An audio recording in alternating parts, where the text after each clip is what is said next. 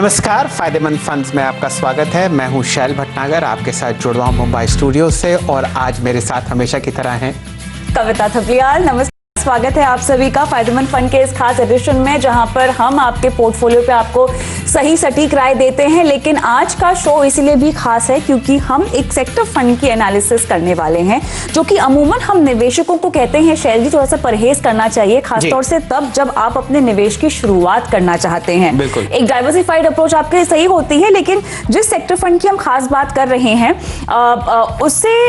उसमें निवेश करने से न सिर्फ आपका डाइवर्सिफिकेशन का पर्पस पूरा होगा, बल्कि आप उभरते हुए सेक्टर की जो कामयाबी की कहानी है उसमें भी भाग ले पाएंगे। तो कविता जी, हम आज चर्चा करेंगे एक शानदार फार्मा फंड की जो आपको लॉन्च होता हुआ दिखेगा। हमारी आज गेस्ट हैं राधिका गुप्ता जी। आप एडलवाइस एसेट मैनेजमेंट की मैनेजिंग डायरेक्टर हैं। राधिका जी, आपका स्वागत है। और अब चर्चा करते हैं फंड की, जिसका नाम है Edelweiss MSCI India domestic and world health care 45 index fund. जी, हम इसको एडलवाइस हेल्थ इंडेक्स फंड ही बोलेंगे, काफी लंबा नाम है। जी, तो राधिका जी, आपका स्वागत है। हमेशा की तरह आपसे बात कर बहुत नई नई बातें सीखने को मिलती हैं और आज आपसे जब चर्चा करेंगे आपके नए NFO की, तो साथ ही साथ आपकी राय लेंगे फार्मा सेक्टर पर भी। अगर आप सन 2020 के आंकड़े देखें, एक ऐसा सेक्टर जहां पर बहुत जबरदस्त आपने रैली आते हुए देखी है वो है फार्मा स्पेस। बहुत सारे डेटा आपके साथ स्क्रीन पर चलेंगे, लेकिन राधिका जी से जुड़ते हैं। राधिका जी, ये बताइए, क्या आप लेट तो नहीं हैं इतने जबरदस्त सेक्टर में अब कदम रखते हुए? नमस्ते, नमस्कार Shail ji, Kavita ji. It's always very nice to talk to you and your viewers on a Friday. Best way to spend a Friday is to talk to you. तो आई थिंक लेट, ये जो सवाल आता है ना, मेरे हिसाब से शैल जी, कविता जी, हम ये जो टाइमिंग का सवाल है ना, इस पर बहुत ऑब्सेस्ड है हमारी इंडस्ट्री में। पहली बात तो मैं ये कहूंगी कि हमें लगता है, जैसे कि आपने कहा कि sectoral funds are very very risky funds, they are in and out trading call वाले फंड होते हैं। लेकिन कुछ सेक्टर हैं और ज्यादा नहीं है हिंदुस्तान के उसमें, जो कि हमें लगता है सेक्युलर सेक्टर्स हैं और फार्मा उनमें से एक है। अब दूसरी बात जो आपने पूछा कि हाँ, 2020 में फार्मा ने अच्छा किया है, लेकिन अगर आप 5 साल का दौरान देखें तो फार्मा एक्चुअली एक अंडर परफॉर्मर रहा है, even after the rally that you have seen in 2020। सो मेरे हिसाब से ये पॉइंट ऑफ व्यू लेना कि जस्ट बिकॉज एक सेक्टर ने पिछले 6 महीने में बहुत अच्छा किया है, वो टॉप पे हो गया है, नहीं निवेश करना चाहिए, ये एक थोड़ा सा कम नुआंस्ड व्यू है। हम ये देखना चाहते हैं कि फार्मा कंपनीज के फंडामेंटल्स क्या है, हेल्थ केयर कंपनीज के फंडामेंटल्स क्या है। और हमें लगता है कि चाहे आप दुनिया देखें या इंडिया देखें, बहुत सारे कैटलिस्ट हैं। एक तो जब इस सेक्टर ने अच्छा नहीं किया था तो फार्मा कंपनीज, जो बड़ी फार्मा कंपनीज थी, उन्हें US FDA के साथ बहुत चैलेंजेस हो रहे थे और प्राइसिंग पे बहुत अनसर्टेनिटी थी, जो कि हमें लगता है काफी चली गई है। दूसरा, एक बहुत अच्छी API की स्टोरी और इंसेंटिव्स मिल रहे हैं बिकॉज ऑफ दिस होल आत्मनिर्भर मूवमेंट। और तीसरी बात, और ये कोविड की वो रिलेटेड बात है कि कोविड के बाद governments, individuals around the world, everybody is deciding कि हमें हेल्थ केयर पे खर्चा ज्यादा करना है। तो ये 3 मुद्दे मेरे हिसाब से मायने रखते हैं जहां तक हेल्थ केयर की बात है। और ये एक अंडर परफॉर्मिंग सेक्टर है जहां थोड़ी सी प्राइस ग्रोथ हुई है, लेकिन अर्निंग्स ग्रोथ हमारे हिसाब से अभी आएगी इस सेक्टर। बिल्कुल, आपको इसका भविष्य बेहतर दिखाई दे रहा है, लिहाजा ये फंड भी आया है आपकी तरफ से बाजार में। लेकिन थोड़ा सा हम फंड की खासियत पर बात करना चाहेंगे Radhika ji. Edelweiss health index fund की अगर हम बात करें, पैसिव फंड है जहां पे 70% जो है आप allocation India health care units में करेंगे, 30% हम देखेंगे कि इंटरनेशनल एक्सपोजर रहेगा। एक्टिव फंड की बजाय पैसिव फंड को क्यों चुना है? अगर आपने कहा जिस तरह से हमें इस सेक्टर की ग्रोथ आगे चलकर अच्छी दिखाई दे रही है, तो एक्टिव फंड क्या बेहतर नहीं होता? तो ये एक्टिव और पैसिव का भी बहुत डिबेट चलता रहता है और मेरे हिसाब से it is not about active और पैसिव, इसीलिए भी हाँ, प्रोडक्ट अच्छा होना चाहिए। कभी एक्टिव पैसिव हमारी न्यूज और ट्विटर की डिबेट होती है, लेकिन निवेशक के लिए प्रोडक्ट अच्छा होना चाहिए। अब जैसे कि आपने कहा, इस फंड का नाम थोड़ा लंबा है, लेकिन इसके 3 हिस्से हैं नाम के, which I use to address your question. हाँ, ये एक इंडेक्स फंड है। इनफैक्ट ये इंडिया का पहला थीमेटिक इंडेक्स फंड है। हमें लगता है जब आप एक थीम पे या एक सेक्टर पे कॉल लेते हैं तो वो ऑलरेडी एक बहुत एक्टिव कॉल है और वो सेक्टर काफी नैरो होता है, तो उसमें एक्टिव मैनेजमेंट का रोल प्ले करने की बहुत ज्यादा जगह नहीं है। तो एक पैसिव प्रोडक्ट आपको बहुत सिंपली और बहुत कॉस्ट एफिशिएंट तरीके से, और मैं आपकी कॉस्ट की भी चर्चा बाद में करूंगी, बहुत कॉस्ट एफिशिएंट तरीके से आपको ये एक्सपोजर दे सकता है। दूसरी बात है कि सेक्टर फंड में अगर आप पैसिवली करें तो बहुत ट्रू टू लेवल होगा। हमने देखा है इंफ्रा फंड में कभी बैंकिंग स्टॉक होते हैं, 20% की गुंजाइश तो सेबी देता है। पैसिव फंड में आपको कभी ये समस्या नहीं मिलेगी। फाइनली आई थिंक जो इस फंड की सबसे बड़ी खासियत है, बिकॉज इट इज पैसिव, ये एक वर्ल्ड और इंडिया फंड है। फार्मा जैसी थीम की जब हम बात करें तो हमें लगता है वो वर्ल्ड एक्सपोजर के बिना इनकम्प्लीट है, क्योंकि हालांकि India is the fastest growing pharma market in the world, a lot of the innovation, जो इनोवेशन होती है, न्यू मॉलिक्यूल डिस्कवरी है, वो ज्यादातर ग्लोबल मार्केट्स में होती है, यूएस में होती है और यूरोप में होती है। सबसे ज्यादा पैटेंट फाइलिंग्स वहां होती है और स्पेंडिंग वहां होती है।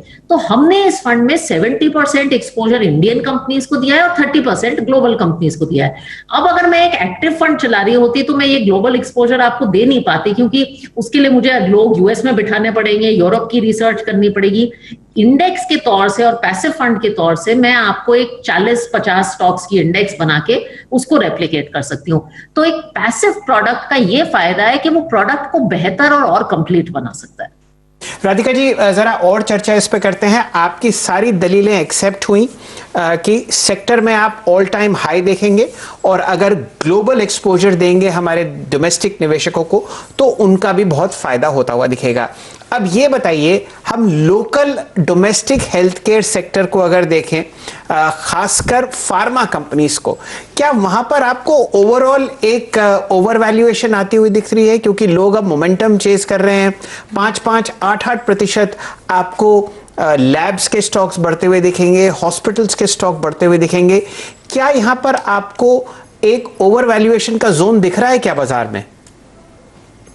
क्योंकि पिछले 5 साल के अगर आप रिटर्न देखें, रोलिंग रिटर्न, तो किसी टाइम पे फार्मा सेक्टर के 5 साल के रोलिंग रिटर्न 15% से ज्यादा होते थे। अभी भी वो 2-3% की दिशा में है, उससे ज्यादा दूर नहीं है। तो हमें ओवर वैल्यूएशन नहीं दिख रहा। हमें इनफैक्ट, मैंने पहले भी कहा था कि अभी इस स्टॉक में आपने प्राइस इंक्रीज देखा है, अर्निंग्स कैचअप है वो होने वाला है। Pharma companies have done poorly in the past. इसके 2 कारण हैं। पहले तो ये ज्यादातर यूएस एफडीए के साथ ट्रबल में रहते थे, हम हमेशा न्यूज में सुनते रहते थे। दूसरा, यूएस में एक बहुत प्राइसिंग अनसर्टेनिटी का इन्वायरमेंट था। ये जो 2 फैक्टर्स हैं, ये हमारी इंडियन फार्मा कंपनीज के लिए कम हो गए हैं, which is why India's potential as pharmacy to the world we think is just beginning to show up. Alright, costing की बात करते हैं। यहाँ पर किस तरह से निवेशकों के पोर्टफोलियो में ये फंड सस्ता बैठेगा और मुनाफा देगा? सो आई थिंक कॉस्ट के तौर पे तो ये बहुत सस्ता है। ये डायरेक्ट प्लान में 40 बेसिस पॉइंट्स पे है, रेगुलर प्लान में 1% पे है। तो अगर मैं डायरेक्ट प्लान की या रेगुलर की बात करूं तो बहुत सस्ती कॉस्ट में, जहां एक एक्टिव फंड रेगुलर प्लान में 2.25 पे होगा, डायरेक्ट प्लान में भी 1% से ज्यादा होगा, तो ये काफी सस्ता बैठेगा निवेशकों के लिए, नोइंग कि ये इंडो ग्लोबल एक्सपोजर दोनों को देता है। मैं निवेशकों से ये जरूर कहूंगी कि ये एक सेक्टोरल फंड है, तो मैं ये कभी नहीं कहूंगी कि आपके पोर्टफोलियो का 50% होना चाहिए। वो हमेशा डाइवर्सिफाइड फंड्स होने चाहिए। लेकिन अगर आपको लगता है कि ये थीम इंटरेस्टिंग है तो ये एक बहुत एफिशिएंट वे है उस थीम को प्ले करने का, और आप अपने पोर्टफोलियो में से एक सैटेलाइट एक्सपोजर की तरह गिन सकते हैं। चलिए, सैटेलाइट एक्सपोजर की बात आपने की और आपके जवाब में ही मेरा प्रश्न है। राधिका जी, बताइए कितना प्रतिशत सिंगल डिजिट एक्सपोजर क्या इस फंड का हमें लेना चाहिए रिटेल इन्वेस्टर्स को अपने पोर्टफोलियो में? सो डेफिनेटली ये वो फंड नहीं है जिसमें 50% एक्सपोजर लेना चाहिए। आई मीन हर बंदे का इंडिविजुअल रिस्क एपेटाइट डिसाइड करेगा, लेकिन sectoral funds generally single sector 5-7% exposure होना चाहिए एक अच्छे सेक्टर में। उससे ज्यादा मैं खुद नहीं एडवोकेट करूंगी। आप हैं ओवरऑल पोर्टफोलियो, इक्विटी पोर्टफोलियो का थोड़ा ज्यादा हो सकता है। जी, आप शो पर हैं तो देखिए मौका भी है और हमारे शो का दस्तूर भी है कि जब कोई आप जैसा एक्सपर्ट आए तो उनके फंड के अलावा और भी बाजार पर निवेशकों से टिप्स लिए जाएं। हेल्थ के बजाय या इसके अलावा और कौन से सेक्टर पर आपको लगता है कि कुछ दांव लगाया जा सकता है, आगे इनकी कहानी अच्छी होगी? I think the other theme that एक कोविड का जो बड़ा बेनिफिशियरी रहा है वो है टेक्नोलॉजी। हमने 6 महीने पहले एक बहुत पॉपुलर फंड हो गया है Edelweiss US technology fund launch किया था, लेकिन हमें लगता है कि टेक्नोलॉजी एक्चुअली कोविड से पहले भी एक बहुत अच्छा थीम था, लेकिन कोविड के बाद हम सब देख रहे हैं, हम ये कॉल जूम टीम पे कर रहे हैं, जो भी हमारी जिंदगी है वो टेक्नोलॉजी ने इनेबल की है। तो टेक्नोलॉजी हमें लगता है ये है एक बहुत एक्साइटिंग सेक्टर है। अगर आप सेक्टोरल इन्वेस्टमेंट के तौर से देखना चाहें, टेक्नोलॉजी एक और ऐसा सेक्टर है जहां ज्यादातर इनोवेशन हाउएवर ग्लोबली होती है। राधिका जी, समय बहुत कम है, आपका थोड़ा सा और लेंगे। ये बताइए कि इस हफ्ते आपने आरबीआई की क्रेडिट पॉलिसी को आते हुए देखा। हालांकि ब्याज के दरों में और किसी भी चीज में फेरबदल नहीं हुई, लेकिन बैंकिंग सेक्टर में एक शानदार आपने रैली आते हुए देखी है। कुछ रुझान पब्लिक सेक्टर बैंक्स पर अगर आप हमें अपना बताएं, प्राइवेट सेक्टर बैंक्स जो बहुत जबरदस्त तरीके से पिट चुके हैं, क्या वहां पर आपका रुख पॉजिटिव है, या और एनबीएफसी स्पेस क्या लगता है आपको?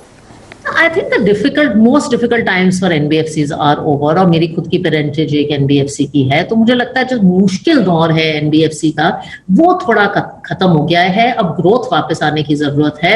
In fact, and I am not launching a banking fund right now, लेकिन हमें लगता है कि ये जो सारी रैली अप्रैल के बाद हुई है, इसमें banks and financials have not participated the way they should have. I mean, they have been the underperformers in this rally, क्योंकि बहुत अनसर्टेनिटी रही है इंटरेस्ट रेट्स के बारे में, क्रेडिट एनवायरनमेंट के बारे में है, और मॉरेटोरियम के बारे में। ये फेज ऑफ अनसर्टेनिटी हमारे हिसाब से थोड़ा थोड़ा कम हो रहा है, तो हम अपने रेगुलर फंड्स में भी फाइनेंशियल्स को ज्यादा करीबी से देख रहे हैं।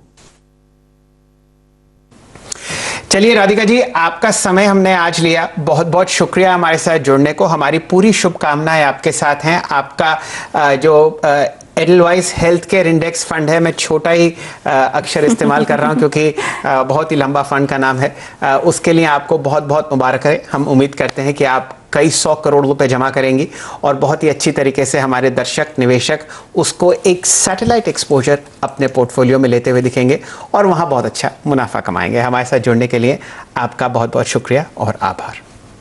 बहुत बहुत शुक्रिया। चलिए आगे बढ़ते हैं और अब सीधा रुख करते हैं हमारे खास सेगमेंट